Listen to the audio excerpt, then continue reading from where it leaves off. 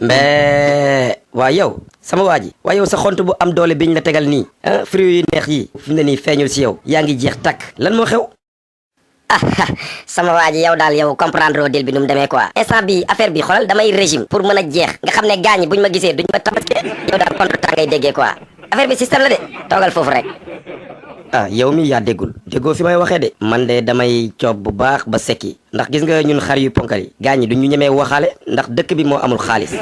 sa classe gii ni ngeen tuutee nii yéen la nit ñi di waxaale man de maa ngi dem sama yoon de da ngay dégg daaj nag. ah mais loolu moo tax man sax faalewu ma seen fruits yi de dara yëngaloo ma ci fii laay toog duma ci laal dara ah waaye ba booba kay lépp dina leer loolu de fooguma ko moom.